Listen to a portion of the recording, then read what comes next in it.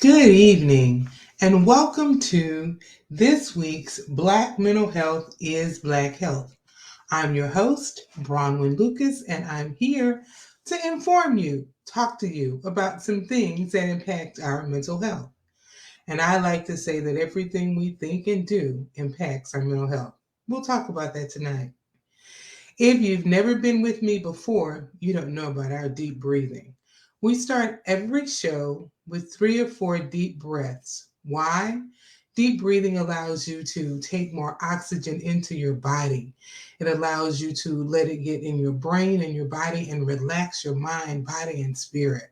It's something you can do anytime on your own. When you're feeling a little stressed, when you're feeling a little out of place, just take some deep breaths. Stop and refocus for a moment. So, this is our time to practice. If you've never done it with us before, I want you to put your hands lightly on your stomach. And as you breathe in, you are going to feel your stomach expand. That's how you know you're really breathing in deeply. We typically think we're taking deep breaths when we're just breathing right here to our chest. We're going to take that breath in so deep, it will go all the way to our stomach. I'm going to count to 4 slowly, and I'll say breathe in and count to 4. And then I'm going to tell you to hold it for 4 and then breathe out for 4. And we'll do this 4 times. Breathe in, 2, 3, 4. Hold, 2, 3, 4. Out, 2, 3, 4. In, 2, 3, 4. Hold, 2, 3, 4.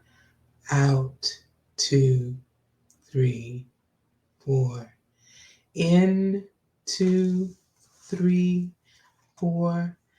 Out, 2, 3, 4. I forgot to hold that one. One more. In, 2, 3, 4. Hold, 2, 3, 4. Out, 2, 3, 4. How did that feel? Were you able to just breathe for a moment? If so, that's a good thing. And as I said, it's something you can do on your own anytime. When you're driving in traffic and getting on your nerve, better to take a few deep breaths than to have road rage. If somebody else on the road is having road rage, you don't have to join them. Take a few deep breaths. Last week, I told you that we were going to start every week, not just in Black History Month, but every week with a Black fact. Something out of Black history, something may be current, but something to teach us. And I want some of our facts just to be fun.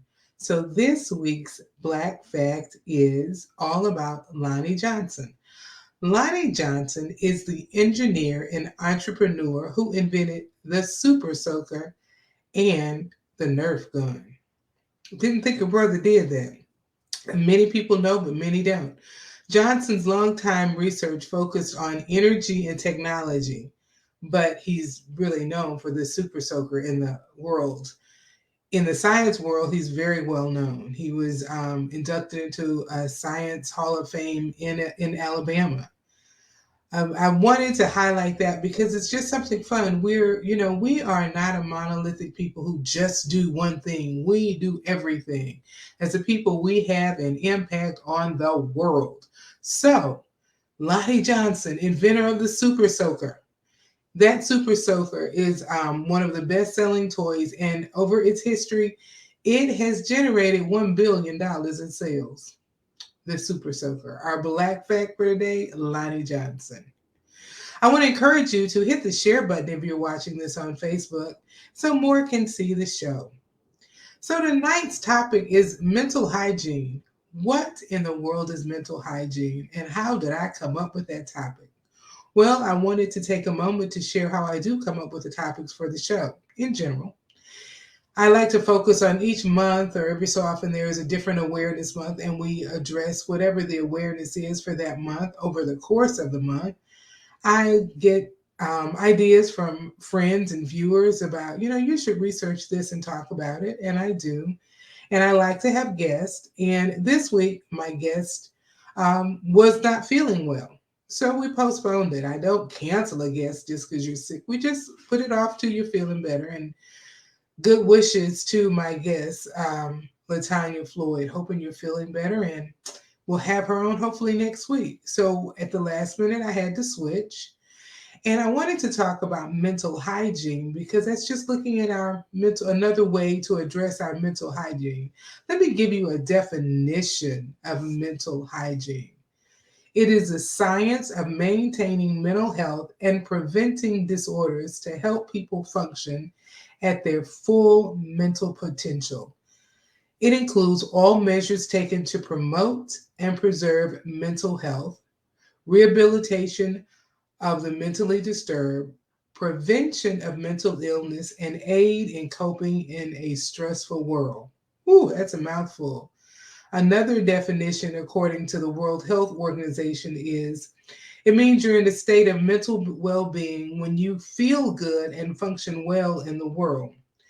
Good mental health is when you can cope with the normal stresses of life, work productivity, and realize your potential. Now, that's a lot.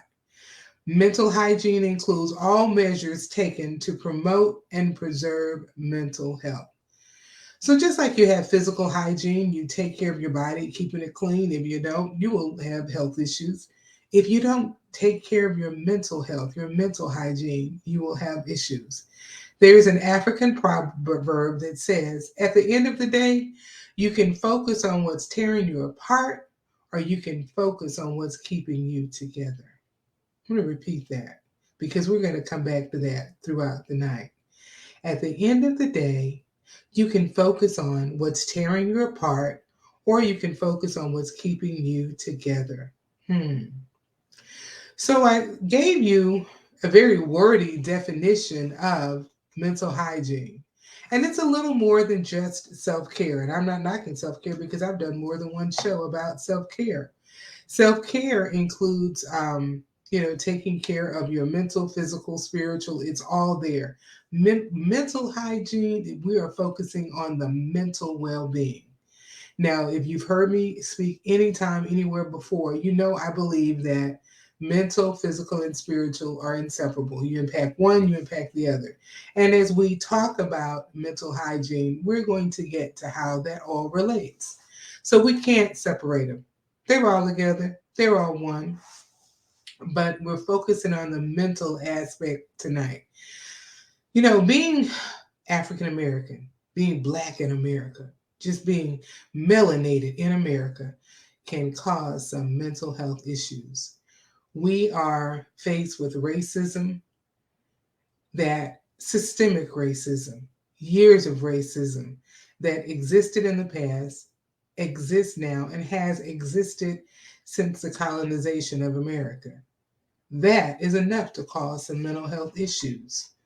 Um, those are mental health issues that we must deal with daily. Racism is a big part of our um, mental illness that we can face just being Black in America. And as we face that, we face some common challenges. So let's look at some things that might impact our mental hygiene. Um, we should recognize and acknowledge that there are things that cause stress in our life that are related to racism. I want to look at some of those. Well, first, just let's look at some of the symptoms that your mental hygiene needs some care. Are you becoming more short tempered with people? Are you interacting with people less than normal because everybody's getting on your nerves, or you're more anxious and worried about being around people? Are you just annoyed by people? Have you started to use substances like alcohol, drugs, or smoking, or things to make you feel better um, that really aren't healthy for you? Do you feel like people aren't understanding you? You're just not communicating well, or you don't understand them? Do you find it more difficult to just stop and relax? Are you crying more, sad more, worrying more? Are you avoiding activities that allow you to get out and hang out with friends because it's just too stressful? Are you seeing changes in your physical health? Maybe more headaches or stomach aches? Are you more emotional than usual? Do you want to isolate? Is life not being as much fun as it had been? You're just apathetic, depressed, anxious, fearful, or just confused. These are some of the stressors you might find in life. They could be a result of just living in a racist world that we have to face. It could be family stress, work stress. All of these mean if you're experiencing one or more of these, maybe your mental hygiene needs a little help. You need to take care. Now, that's an extensive list, and I could list others, and you can probably think of other things that impact your mental well being. So, when we think about, man, my mental hygiene is not good, I'm not taking care of me, it simply means I'm not taking care of my mental health. So, what are we going to do to take care of your mental health? I have a list of a few things, 5 or 6 things I want to talk about, and they're not in order. As I said, I changed the show late this afternoon because my guest was ill and I didn't want to cancel the show. I do believe the show must go on. I believe that there's always something to say. So they're not in any specific order, but these are some things I think you can do to practice and promote personal mental hygiene. You can share it with others so others can promote positive mental hygiene. And the first is use positive affirmations. Those are just positive statements you tell yourself. We can be bombarded by negativity. And just as a people, when we look at the racism aspect, if you watch television, you're on social media, you're on the internet, there are so many negative images of us as a people that not only can you personally take in negative issues, but you can have negative issues just because you're Black in America, just because you're African American. There are so many negative issues that bombard us. So we have to begin to bombard ourselves with positivity. Now, I am not simply saying that, oh, if you just say a positive, things are going to be better and your life will change. Well, in a sense, it will. It may not change the situation, but it changes the way you look at the situation, how you perceive it, how you take it in. Again, that African proverb, at the end of the day, you can focus on what's tearing you apart or you can focus on what's keeping you together. So when you're practicing the positive affirmations, that is simply telling yourself something good that is true. Sometimes we have to remind ourselves that, hey, you are all that. You are awesome. You are wonderful. You are great. And tell yourself. So, as a matter of fact, right now, I want you to say it out loud. I want you to tell yourself, I am awesome. I am great. I am worthy of good things happening to me. Tell yourself the good stuff. You hear enough of the bad stuff. You can go to work. Those who are working, you go to work and it's not always peachy. Some people have wonderful jobs and it's great. Some people have awful jobs. And just going to work can make you feel bad about you. You don't have to. You don't have to let it take into you. What are you going to focus on? Focus on what's keeping you together. Remind yourself how wonderful you are. Remind yourself that here are two more. I am great and my potential is endless. Let me hear you say that to yourself. I am great and my potential is endless. I can do all things through Christ who gives me strength. Tell yourself something positive daily. Daily. Remind yourself you're awesome. You're good. You're wonderful. You're great. Now, you may not even believe it sometimes, but you know what? If you say it long enough, it might stick. So even if you don't believe the positive, Tell yourself tell yourself something good. Remind yourself you're an overcomer. Remind yourself you're worthy of good mental health. You're worthy of good things happening to you, which sort of leads into the second one. It's an extension of that. Replace negative behavior um, and negative thoughts with positive ones. So, more than just saying the good things, change your behavior. First, you change your thoughts, and then change your behavior. And you may feel like you have it all together, and you may. I mean, maybe it's someone else you know who needs a little help in this area. How do you change your behavior? Um, again, I'm going to relate it back to racism. We see and are bombarded with racist acts, racist thoughts. Rather than just focus on the negative, can you be a game changer?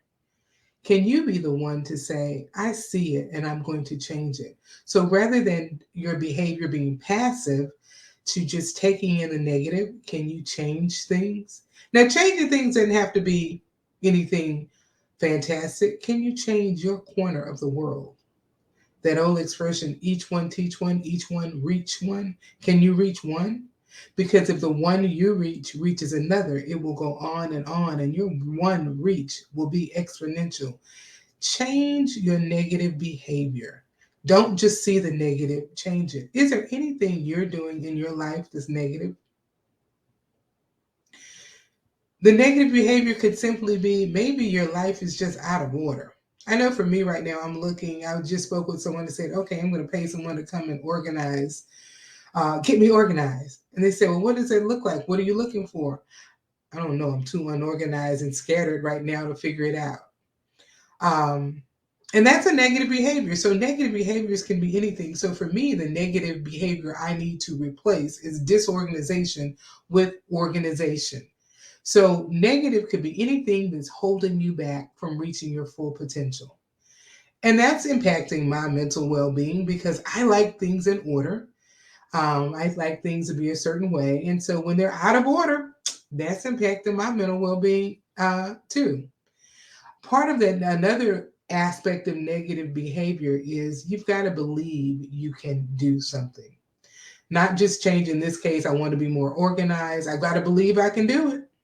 Otherwise, it'll stay like it is or maybe get worse. So I know that I can become more organized. I know that I will, whether I pay somebody or not. I know it's going to happen. When we believe that we can overcome a situation, we're more apt to think about it and think how to make it work. So when you begin to say, this is a behavior I have I don't like, I need to change it. I will change it. Back to the words, you're telling yourself the affirmation about it. When you begin to change what you say about it, you begin to change what you do.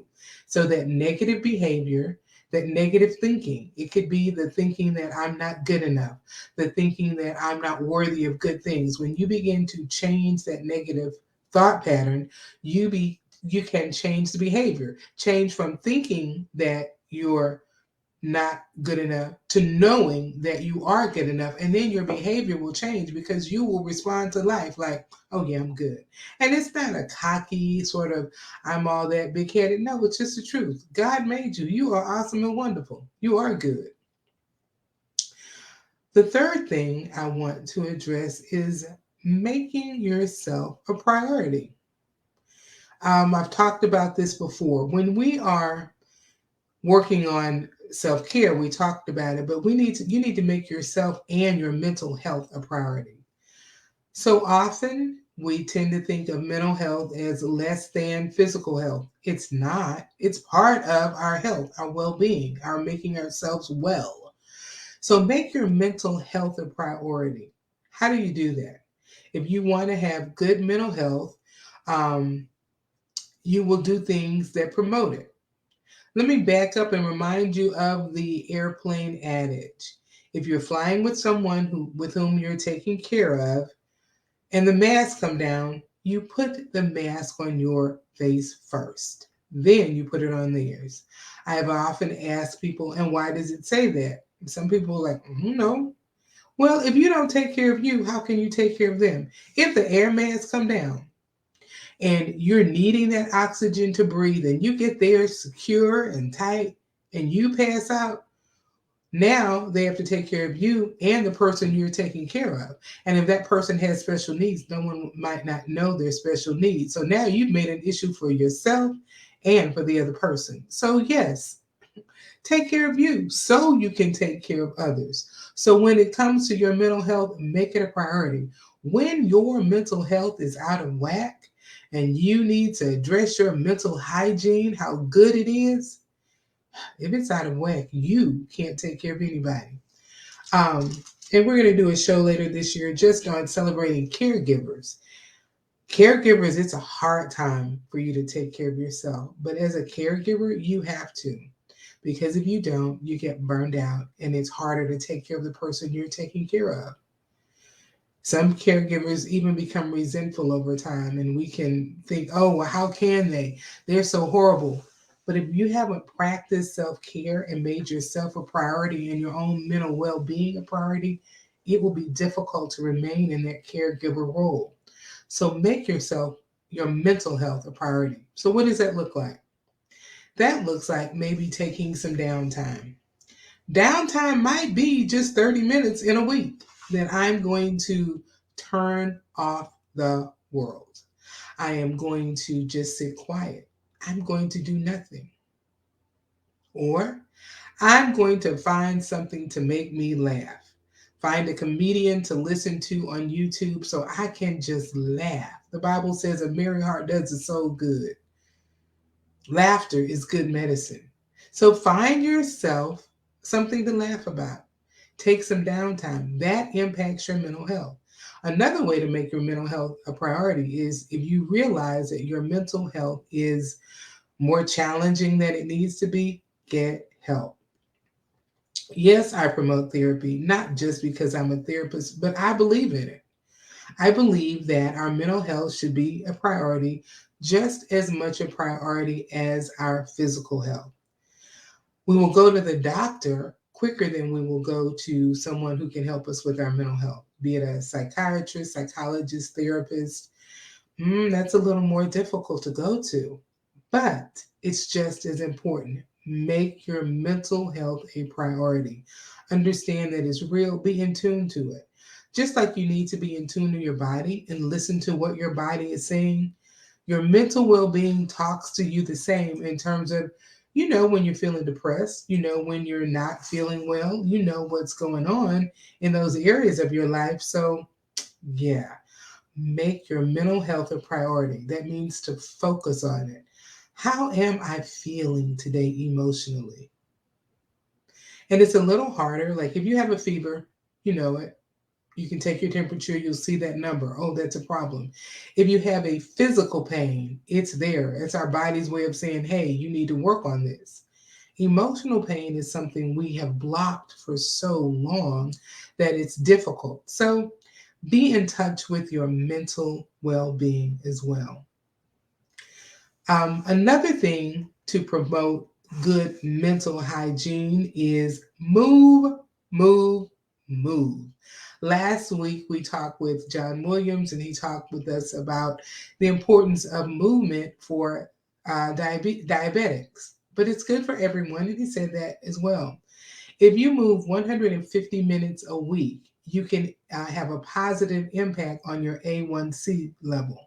That's for diabetics. That's for any of us. We all have an A1C and we want to keep it at a certain level. Being active can lower your A1C. Being active and moving can improve your mental well being as well because it will release more endorphins in your brain at the time you're moving. Spoke with someone this week and they were saying, well, yeah, that's good. When I move, I feel good for about 3 hours, but then I'm down again. Well, maybe you need to move again. One of the things that Mr. Williams talked about was every hour you should get up and move 5 minutes. Vigorously move. He had us moving. We're pumping our arms up. We're pumping our arms out. Pumping our arms to the side. To a Frankie Beverly song. They put on a song that lasts about 5 minutes and move. We might go for a walk. Get out and move. Whether it's that time of year where being outside is some days good, some days not so good. But get outside and walk. Breathe some fresh air. Let the sun hit your face. Get that natural vitamin D. We talked about that. That speaks to your mental well being because as you are producing more endorphins in your brain, you can indeed feel better. You can be more invigorated. So, yes, that's another way you can do it. Move, move, and move. Let's look at the physical and spiritual aspects of our mental health. As I always say, physical, mental, spiritual are all intertwined and they go together. And we're going to look at how the ones we've mentioned so far are impacted. As I said, it's not in any real order. I put it together, didn't have time to put it in a specific order, but I think it's the order it needs to be in. Um, as I said, physical, mental, and spiritual well being go together. When we look at our mental hygiene, our spiritual hygiene, our physical hygiene, we need to impact it. So, if we're going to practice good mental hygiene, we've got to practice good physical and spiritual. Our physical well being, when we allow ourselves to, let's just say, not eat properly over time, then our body breaks down physically. And when it breaks down physically, we don't feel as well. And when we don't feel as well, we don't function as well mentally either. Junk in, junk out, the old computer saying from years back, beginning of computer era, applies to our bodies as well. When we think about our physical health, what we eat impacts our mental health. And there are some foods that, promote different brain health, promote different things. So again, what you put in your body impacts your mental health. If we want to have good mental hygiene, we've got to look at how we eat. We've got to look at what health issues do you have? What health issues can you take? What physical health issues can you take better care of? I talked about earlier, we talked about replacing positive behaviors with negative. So when we can change our negative physical health behaviors, that can impact our mental health. The better you feel physically, the better you can feel mentally. The better you take care of your physical health, the better your mental health will be. Think about your physical hygiene. Excuse me. Think about your physical hygiene. I'm just thinking just about the cleanliness aspect of it. I don't know about you, but for me, let's say you didn't take a bath for a week. For me, I would feel just horrible. And that would mess with my head to be dirty for a week. My son and I have watched the show Survivor.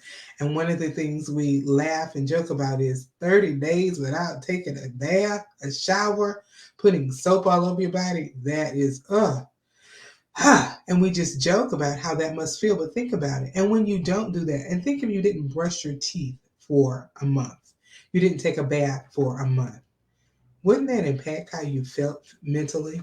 Because you'd feel dirty, you'd smell, your teeth would feel horrible. They'd probably feel like fuzz on them. It's, all the yucky stuff that will grow on your teeth in a month. And if you felt like that, and you were just in your regular world, you weren't on any show trying to win $1 million, just in your regular world, and you didn't take care of your physical hygiene for a month, wouldn't that just feel bad physically? So just like taking care of your physical health is important, so it is to take care of that mental health, so that you are doing the positive things that we talked about. You're moving, you are purposing your mental health a priority. In order for your physical hygiene to be important, you have to do it. You take a bath, you brush your teeth, you eat food, you purpose to do those things. So just like you take the effort to do that, you have to take the effort to do what's right for your mental health. If it's sleeping, if it's getting therapy because your mental health, if it's moving more with a point of knowing I am doing this to make me feel physically and emotionally better, if it's making myself believe I'm worth it, you have to purpose to do it, just like you purpose to take care of your physical health. It doesn't happen by accident. Now, by the time you're adult, getting up in the morning, brushing your teeth, washing your face, showering if you're a morning shower, or showering at night becomes a habit. We know how to do it. You do it without thinking. You can get up and brush your teeth, and you put on makeup. You can even do that without waking up, really, because it's a habit. So just like our physical hygiene becomes a habit, so should our um, mental health hygiene. But I mentioned spiritual. Where does that fit in? Because if I say all three are intertwined, I've got to talk about that. Let's look at the spiritual aspect. Um, just like I say you should purpose to take care of your mental health and your emotional health, the same is true with your spiritual health. So, what is a good spiritual health? What is that? I'm going to address it first from a Christian point of view. If you're taking care of your spiritual well being, you're going to take time to be with God. You're going to take time to be silent and listen to the voice of God. You're going to read the Bible because that's God's word. That's how you get to know God.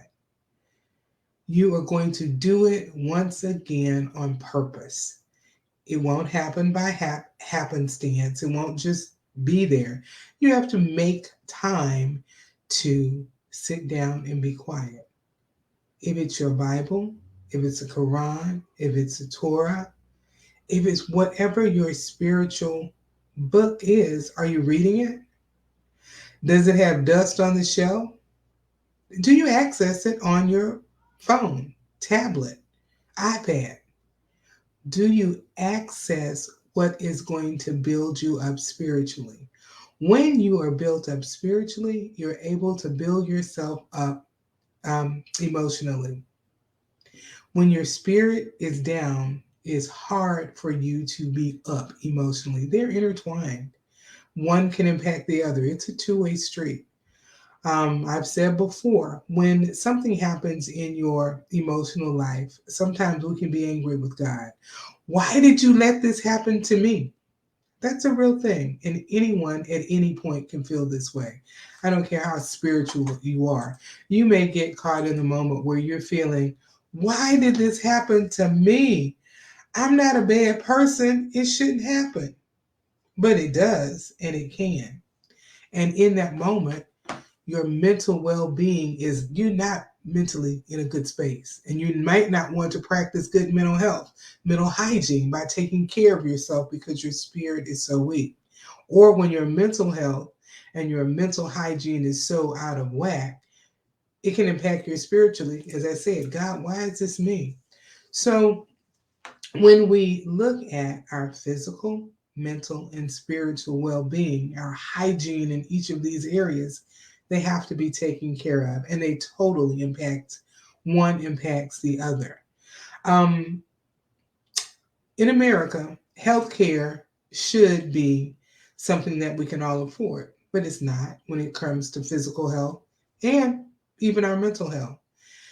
So it's easy for me now that I have insurance to say, you should go to the doctor, you should take care of your physical health, you should take care of your mental health. That's not always the case for everybody. As an adult, I've been insured and uninsured. For years, I was uninsured because I felt like I didn't need it. You get a little older and you realize, oh, yeah, you need some insurance. So I actually took a part-time job just to get insurance. Everybody didn't have that luxury.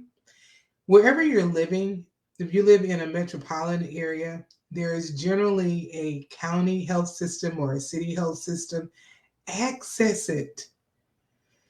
Take time to say, I need to take care of my physical health. I need to take care of my mental health. And I'm going to do what I can if it's outside help you need. We can't do everything within ourselves. No, you may need some outside help. You may need a doctor. You may need a therapist. You may need someone to help you with whatever's going on. We can't figure out for ourselves what's going on, what's breaking down in our body. So, yes, be able to figure out how to manage your physical health and your mental health and your spiritual health. With your spiritual health, are you a part of a body, a church, a synagogue, a mosque? Are you a part of a body of believers who believe like you, who can promote that well-being, who can practice that spiritual hygiene. That's something you can't do by yourself. Find that group to connect. Being in communion with people, being together can promote that good spiritual health, and it can promote good mental health. How so? One, again, that positive. If you're interacting in with a body of believers, you are going to generate positive mental energy. As you're putting out that positive mental energy, you will find that you're going to take it in and you're going to put more out. It becomes reciprocal. And when you're unable to generate positive energy, when you're around people with positive energy, you can take it in. So managing your spiritual health with a spiritual community can help that mental health. When you think about just being able to help and give, helps you mentally. So when you're not just alone, not in isolation, it will allow you to interact with others and be around others and take in that positivity. Now that I talked about what we need to take in, now I want to take a different approach. There's one other thing I want to mention. Sometimes we need to avoid things in order to manage our mental well-being. We can watch the news, watch television in general, be on social media and see so much negativity. When we think about the racism that we face as a people, we can be bombarded by it. We can listen to the news and hear stories where there are attempts to erase us from American history and erase the truth of American history. No one's history is all good. So if we take away the bad, we're taking away part of the truth. When we want to ignore the fact that slavery was a real deal, that our ancestors were enslaved. That's part of history. When we want to ignore what happened during the 50s and 60s during the civil rights era, that's history. It's real. It's part. And what happened then, we're the beneficiaries now, so we can't ignore it. But we have so many places that want to do it. So when you're, taking in the news, for instance, that can impact you negatively. When the video of Tyree Nichols being killed by the policeman, beaten, came out, I heard some people say, "Oh, I just don't want to watch it." And you know what? I recommend that some people don't. I'm a very visual person, so if I watch something, that that image is going to be with me. I have not seen that. I don't have to see it to know it's horrible. I don't have to listen to every news story because every news story may upset me. Do you have to take in things that are going to really have a negative impact on you emotionally? Do we need to know what's going on? Yes, we do. We need to be aware of things that are going on in our world. We don't need to put our head in the sand. I am not saying that at all. I'm saying be judicious about how you take it in. Think about when you take it in. Some people don't watch the news at night because they don't want that. I don't need those images in my head or that message in my head before I go to bed. Some people don't want to watch the news in the morning because they'll say, I'm not starting my day with all that foolishness. I can't start my day with that negativity. So figure out when you need to have this knowledge, because we do need to do it. Figure out what's the best way for you.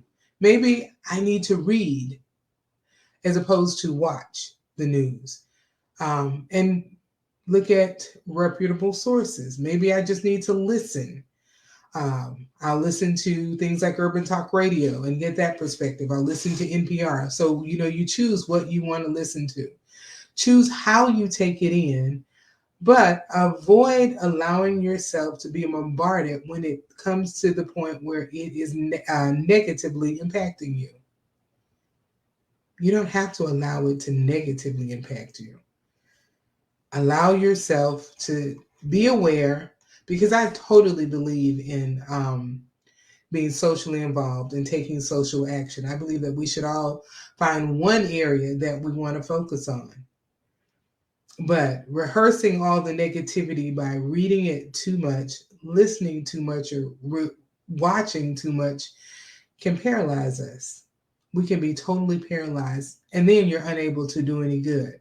So, part of practicing good mental hygiene is saying, what do I need to avoid? So, it's okay to sometimes avoid. Those are just a few thoughts on managing your mental hygiene, taking care of yourself. And I want to repeat that African proverb that I stated in the beginning. At the end of the day, you can focus on what's tearing you apart, or you can focus on what's keeping you together. We can all have little things or big things that are tearing us apart. Where is our focus? When we focus on what's keeping us together, we can better manage what's tearing us apart. At the end of each show, I like to have a call to action. That's something we do and are challenged to do based on what we talked about. So, my call to action to you, number one, is to focus on your mental health, focus on your mental hygiene. Allow yourself to take care of you. You're the only you have. Take care of you. Be creative about the way you take care of you and make your priority. Number two, make your mental health a priority. Just like you brush your teeth every day, hopefully, shower and clean your body regularly, daily, do the same for your mental health. Do the things that you're going to need to do for your mental health. And for each of us, it's different. But do what it takes to make yourself mentally healthy. And lastly, as always, be an educated voter. This totally impacts our mental health. It impacts the laws that are in place that may or may not even put money into mental health. The laws that are in place that promote racist ideas, which definitely impact us physically, mentally, and spiritually. So be an educated voter. That's not just about being aware of when there's an election cycle. It's about how is your congressperson, your city council person, how are they voting? How is your governor? What is your governor doing? What is the president doing? So everywhere from the president down to your city council person to the school board members, how are they voting? How is that voting impacting your community? What do you need to do? So be that educated voter so that you will know what to do and when it's time to vote. Well, I am Bronwyn Lucas with Able Counseling and Consulting. I'm here to help you become a better you. If you're in need of therapy, in need of talking to someone, reach out. Now, I may not be the therapist for you. I'm not the therapist for everybody. There's a different, there are hundreds of therapists. Find who's right for you. And if it's not me, I will help you find who's right for you. Reach out to me. I can help you find someone for you. My number is 682 272 3949. Once again, I'm Bronwyn Lucas, the Caring Counselor, here to help you become a better you. See you next week.